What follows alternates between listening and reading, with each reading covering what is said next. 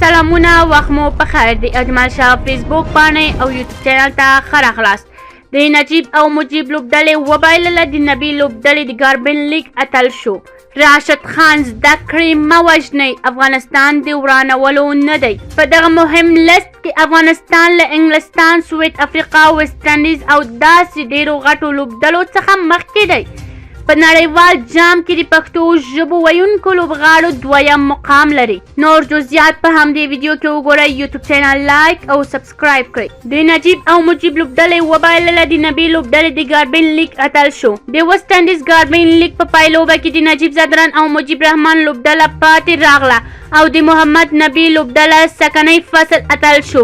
په دغه لوبه کې د نجیب زدران په 12 توپونو باندې 6 منډې وکړې. محمد نبي په 3 اورونو کې 28 منډې ورکړې او مجیب رحمان 3 اورونو کې 41 منډې ورکړې. په یاده لوبه کې توپ وهنه د مجیب رحمان لوبډلې ترسره کړه او په 60 اورونو کې 7 لوبغاړي وسوځېدل او 160 منډې یې ورکړې او په 162 منډو هدف د محمد نبي لوبډلې په 14.1 اورونو کې د 2 لوبغاړو په سوځېدو پوره کړې. راشد خان زده کړې مه وژنئ، افغانستان د ورانولو نه دی.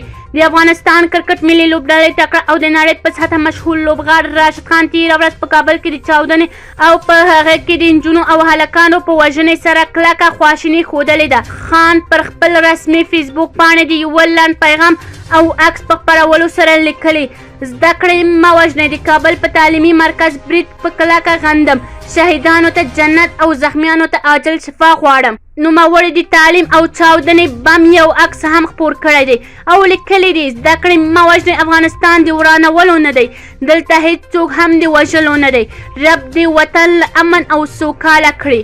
نوموړي وروسته له هغې دا خبره وکړه چې تېره ورځ په کابل کې د کاج په نوم یو کورس کې چاودنه وشوه او لسګونه کسان یې مړه او زخمیان کړل. په نړیواله سطحه دا پیښه سخته غندل شوې ده. په دغه مهم لست کې افغانستان له انګلستان، سویډ افریقا، ویسټ انډیز او داسې ډیرو غټو لوبډلو څخه مخکې دی. هغه نړیوال کرکټ ټیمونه چې له 2021 کال نړیوال جام وروسته یې ډیرې شلوریزې سیالۍ ګټلې دي. په دغه لست کې افغانستان له ډیرو غټو ټیمونو انګلستان، سویډ افریقا، ویسټ انډیز، سریلانکا او بنګلادیش لوبډلې څخه مخکې او په 1 ځای کې قرار لري. هندوستان له 2021 کال وروسته یې له 22 شلوریزو سیالیو څخه یې 24 سیالۍ ګټلې دي او 7 یې بایللې دي، یو یې د اورښت له امله مساوي شوي دي.